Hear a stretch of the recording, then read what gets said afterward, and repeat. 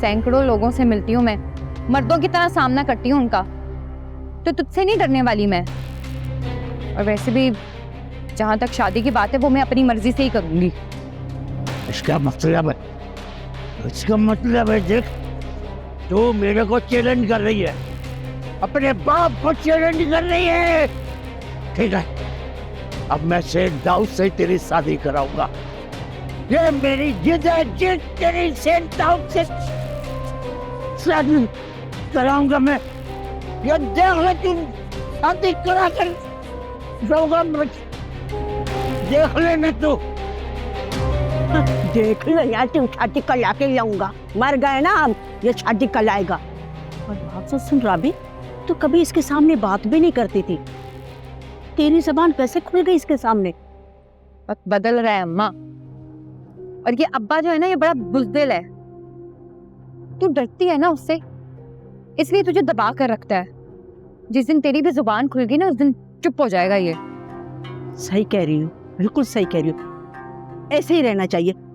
सदके जाओ मेरे अपनी बच्ची पे।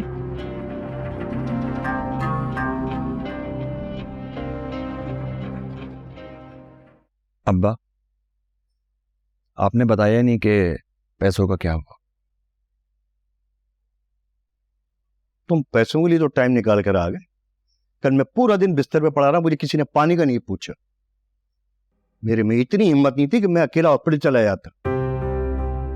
तुम घर आए, तुमने बीवी का सुना और वापस चले गए। अब्बा, मैं आपसे माफी मांगने के अलावा क्या कर सकता हूँ? अगर इसके लिए आपने कोई सजा तजवीज़ की है तो मैं तैयार हूँ। नहीं बेटा, बात सजा और जजा की नहीं है, बात है उम्मीद और भरोसे की।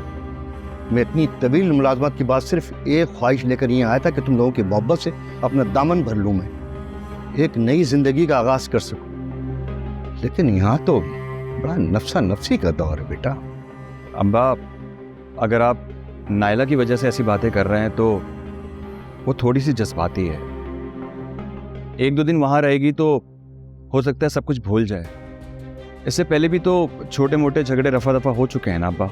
उनसे ये भी कह देना कि महविश के मामले को इतना उछालने की जरूरत नहीं है। जैसे उनसे गलती हो सकती है, दूसरे से भी गलती हो सकती है।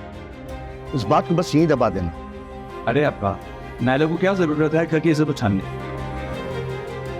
पूरे मोहल्ले में हमारी बहन के कारनामे गिनवाए जा रहे हैं अब्बा। एक दो लोग तो मुझसे इस बारे में पूछ भी चुके हैं। अब मैं किस किस की जुबान पे ताले लगवा सकता हूँ? वही वाह, जिसको मुझे डर था।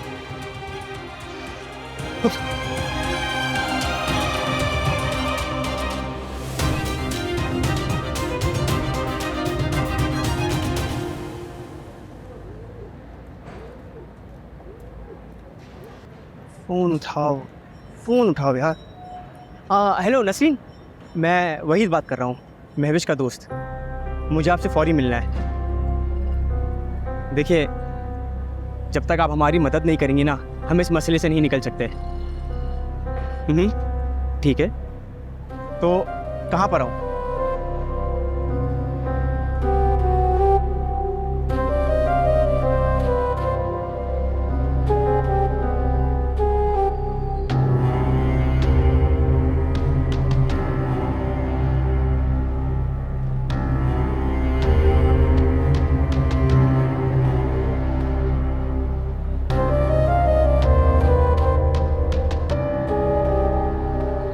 महविश इस वक्त बहुत मुश्किल में है। मोहल्ले में लोग आप दोनों के बारे में तरह तरह की उल्टी सीधी बातें कर रहे हैं। हाँ, मैंने आपको फ़ोन पर बताया तो था, ये सब मुझे मालूम है। अब आप बताएं, मैं आप दोनों के लिए क्या कर सकती हूँ? नसरीन, इस मुश्किल वक्त में आप ही हमारे लिए कुछ आसान कर सकती है। आपको तो पता है, मैं और महविश एक दूसरे को बहुत चाहते हैं। जी मैं जानती हूँ। पहले हमारी मुलाकात नहीं भी होती थी तो हम फ़ोन पर बात करते थे, लेकिन अब तो महविश का फ़ोन मुसलसल ऑफ जा रहा है। मुझसे फ़ोन छीन लिया गया है। नसरीन, आप महविश की सबसे अच्छी दोस्त हैं, प्लीज़ हमारे लिए कुछ करें। या हमारी मुलाकात करवा दें या फ़ोन पर बात करवा दें। मुझे नहीं लगता कि मैं इन हालात में आपकी मुलाकात या फ़ोन पर बात करवा सकती हूँ। प्लीज़ आप तो ऐसा ना कहें, आप चाहेंगी तो कुछ भी हो सकता है। मैं इसलिए कह रही हूँ कि इस वक्त महविश के घर में सख्त पाबंदी लगाई गई है। उससे मोबाइल तक छीन लिया गया है। यूनिवर्सिटी तो छोड़ दें, उसका तो घर से बाहर आना जाना तक बंद कर दिया है। और मैं इन हालात में आप दोनों की कैसे मुलाकात करवा सकती हूँ? दुनिया में कोई भी चीज़ नामुमकिन नहीं है। मैं आपको एक तरीका बताता हूँ, अगर आप उस पर अमल करेंगी तो मुझे और महविश को दुनिया की कोई ताकत अलग नहीं कर सकती। अच्छा, वो क्या तरीका है? देखो,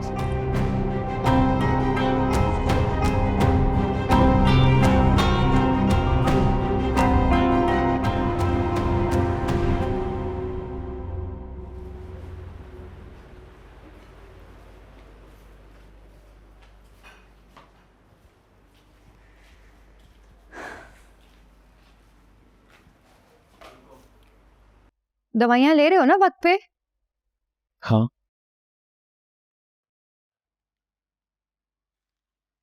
तुम यहाँ जो रोज रोज आ जाती हो, इससे तुम्हारे काम पे फर्क नहीं पड़ता? मुझे अपने काम से ज्यादा तुम्हारी सेहत की फिक्र है। बस तुम जल्दी से ठीक हो जाओ। मैं तुम्हारा शुक्रिया भी नहीं अदा कर सकता। नहीं, ऐसा कुछ तो नहीं है कि तुम शुक्रिया अदा करो। यही कि तुम रोज मेरा पूछने आ जाती हो, मेरे लिए दवाइयाँ लेकर आती हो। आज तक मुझ पर किसी ने एहसान नहीं किया, पर आज मैं तुम्हारा एहसानमंद हो गया हूँ। एहसान का तो मुझे पता नहीं, ये सब मैं अपना फर्ज समझ कर करती हूँ। और वैसे भी मैं आज ये बातें नहीं करने आई। आज मैं तुम्हारे लिए एक तोहफा लेके आई हूँ।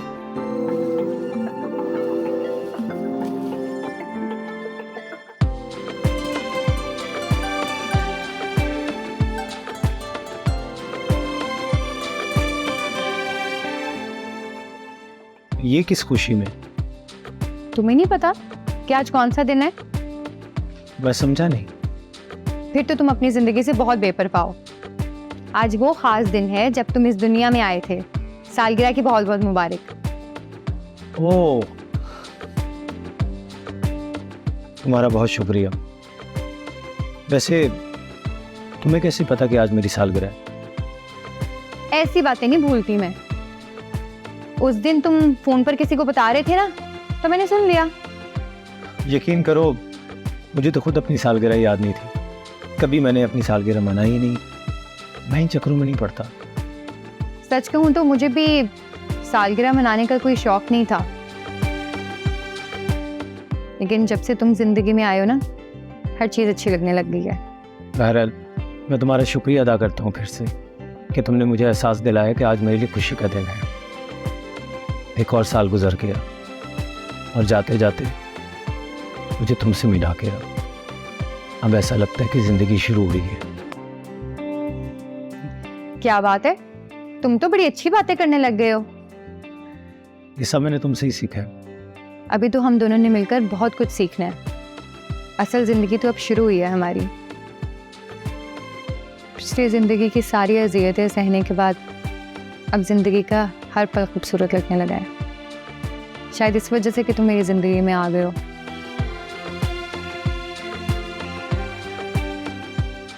चलो एक काम करते हैं, आज तुम्हारी सालगिरह की खुशी में ना तुम मुझे चाय बना के दो।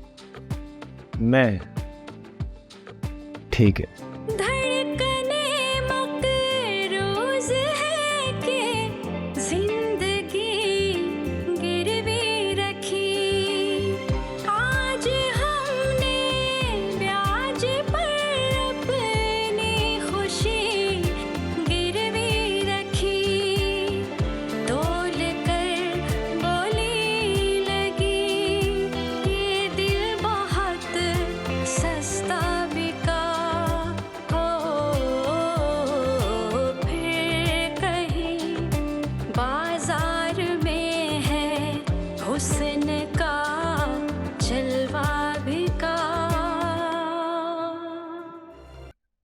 बहुत बुरा हुआ जो लोग आज तक मेरी शराफत का जिक्र करते थे, आज के बाद मेरी गैरत को ललकारा करेंगे। इससे तो बेहतर ये होता कि इस जिल्लत को सहने से पहले मुझे मौत आ जाती। अरे अब्बा, प्लीज ऐसा मत सोचें, सब ठीक हो जाएगा। कैसे ठीक हो जाएगा बेटा? मेरी नाक कट गई मोहल्ले में, सारी इज्जत जो मेरी खाक में मिल गई। अब मैं अपने घर से बाहर कैसे निकलूं? अब्बा, अभी हमारा कुछ नहीं बिगड़ा। महविश खुदा ना खास्ता घर से थोड़ी भाग गई है जो हमें रोना पीटना पड़े। ठीक है, महविश ने हमारी बेखबरी में एक गलती कर दी है, तो नेक्स्ट टाइम हम ऐसा नहीं होने देंगे ना। हाँ, मैं गई थी इस लड़के के घर, उसके घर वालों को समझा के आई हूँ कि अगर आइंदा उसने हमारी बेटी को बरगलाने की कोशिश की तो उसके साथ अच्छा नहीं होगा। इस दिन के आने के डर से मैं तुम्हें हमेशा कहता था, औलाद को इतनी बेजा आजादी मत दो, मत दो। तुमने आज से पहले सुनी नहीं मेरी बात। तुम एक माँ से ये कैसे कह सकते हो कि वो अपनी औलाद पे सख्ती करे?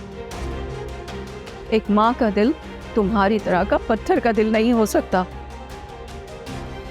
पहले भी तुम्हारी सख्तियों की वजह से मेरा एक बेटा घर छोड़कर चला गया। आज तक तड़प रही हूँ उसके लिए।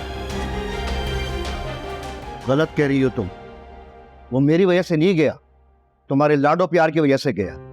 तुमने कभी भी उसको गलतियों में नहीं टोका और हमेशा तुमने उसकी पर्दादारी की, और इसी वजह से वो इसका सामना करने के बजाय राय फरार इख्तियार कर गया। बच्चों की तरबियत में जहां लाडो प्यार की जरूरत होती है, वहां कभी कभार सख्ती भी दरकार होती है। हाँ हाँ, सारा कसूर मेरा है, मुझे ही कसूरवार ठहरा दो, सारा इल्जाम मेरे ऊपर धर दो। अम्मी प्लीज, इस झगड़े को यहीं खत्म कर दें। बात महविश की हो रही थी और आप उस मसले को हल करने के बजाय 20 साल पहले चले गए। अब तुम ये बताओ मुझे कि महविश के कारनामों पे लोगों की जबानों पर कैसे ताला डालूं? मेरा आप दोनों के लिए एक मशवरा है। अगर आप इस मशवरे पे अमल करेंगे तो आइंदा आने वाली किसी भी बदनामी से बच सकते हैं। मेरे हिसाब से अब महविश को कॉलेज जाने की जरूरत नहीं। अब उसे आप घर का काम सिखाएं और जितनी जल्दी हो सके एक अच्छा लड़का ढूंढ के उसकी शादी करें। लेकिन ये कैसे हो सकता है शहजाद? हम एक पल में अपनी बच्ची को पराया कैसे कर दें? अगर आप ऐसा नहीं करेंगे ना तो मेरी एक बात याद रखें, इसका जो भूत महविश पे सवार हो गया ना, उसे एक मौके की जरूरत है। अगर वो मौका उसे मिल गया ना तो वो हम सबको पराया कर देगा। याद रखें।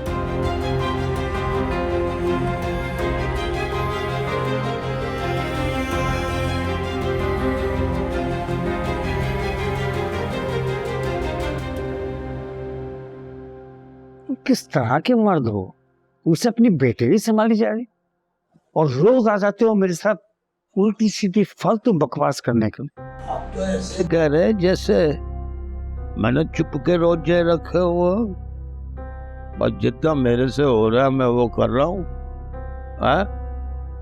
अब राबी मछली की तरह मेरे हाथों से निकली जा रही है। राबी तुम्हारे पास मेरी अमानत है, अगर तुम्हारे हाथ से फिसल के उस जिबरान के हाथ में चली गई तो याद रखना मैं तुम्हारे दोनों हाथ काट दूंगा। सर जी, कभी खुद को मेरी जगह रख के मेरी मुश्किल को समझने की कोशिश कर। 10,000 पेशगी देख के मेरे को बोल रहे कि आप मेरी अमानत की हिफाजत करो। ये मेरे से नहीं होगा भैया। एक तो तुम साले गरीब लोग लालची बहुत हो।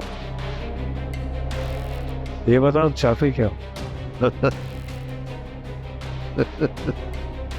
देखिए सेठ जी, मैं घास खा के बड़ा नहीं हुआ। मैंने तुम्हारी फालतू बकवास सुनने के लिए तुम्हें यहाँ नहीं बुलाया। काम की बात। देखिए सीधी बात तो ये है कि इस वक्त मेरे को मजीद पैसों की जरूरत है, और अगर मेरे को नहीं मिले तो भाई राबी तुम्हारे हाथ से क्या मेरे भी हाथ से निकल जाए। मतलब की बात करो, मतलब की। तुम्हारी फजूल की बकवास सुनने के लिए मेरे पास टाइम। सर जी, मैं भी आपसे अलग नहीं सोच रहा हूँ, लेकिन आपके और मेरे मसले का हल इस वक्त सिर्फ ऐसा है। अब आप जितनी देर करेंगे बाजी आपके हाथ में। बाजी मुझे अपनी तरफ पलटना वो बात है। ये बता पैसे कितने से?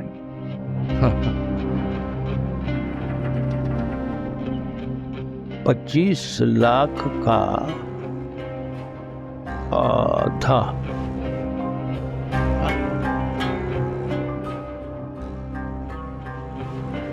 क्या बकवास है? देखिए बाजी अपनी तरफ पलटने के लिए ये आपका आखिरी दाव होगा। फिर मुझसे नहीं कह रहा भाई कि देखिए भाई बाजी पलट गई, क्या हो गया, ये क्या हो गया। देखिए मैं आपकी नज़र में गरीब हूँ, अनपढ़ हूँ, लेकिन घाट घाट का पानी पीकर बड़ा हुआ हूँ। मुझे बाजी लगाना भी आती और उसको अपनी तरफ पलटाना भी आता। तुम वाकई एक नंबर के चालाक और इंतहाई कमीने इंसान हो। लेकिन मेरे पास भी आखिरी दाव खेलने के लिए एक चाल बाकी है। हाँ, और वो भी क्या दो? 12.5 लाख रुपए तुम्हें मिल जाएंगे, लेकिन ये बताओ कि शादी का इंतजाम कब कर सकते? तुम अभी मेरे को पैसे दे दो, मैं रात को मौलवी को बुला के राबी को तुम्हारे हवाले कर देता हूँ। एक बार कईयों की जवान पे एतबार तो करके देखो। से तुम पे एतबार है, मगर इतनी बड़ी रकम का इंतजाम मैं अभी नहीं कर पाऊंगा। मेरी पोजीशन को समझो। देखो मुझे किसी दोस्त से उधार लेना पड़ेगा।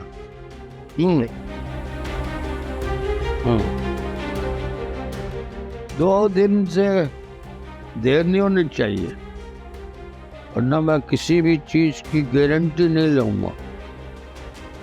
मैं चलता हूँ।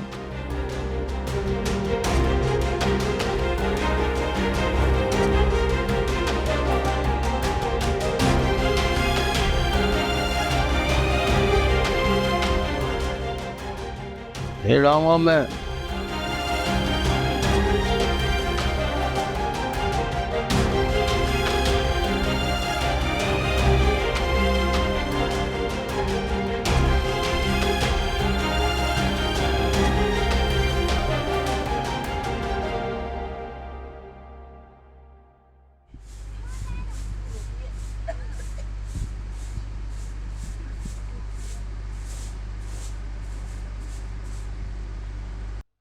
क्या तेरा भी बेटा जल्दी आ गई, खैर तो है?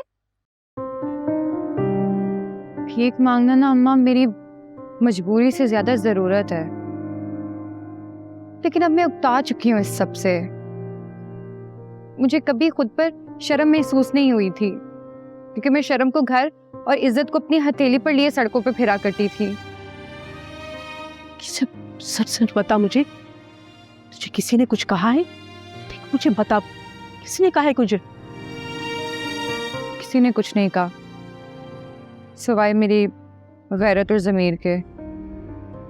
क्या ये बातें जहन में किसने डाली है? बताना मुझे। इंसान को कभी कभी होश आ जाता है अम्मा, और आज मुझे भी होश आ गया है। मेरी गैरत जाग उठी है। जिस शर्म को मैं घर छोड़ के जाया करती थी ना, वो आज मेरे साथ ही थी, और बार बार मुझे इस बात का एहसास दिला रही थी कि घर वापस लौट जाओ।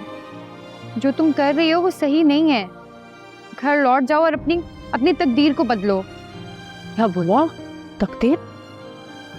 कौन सी तकदीर बेटा हमारी है?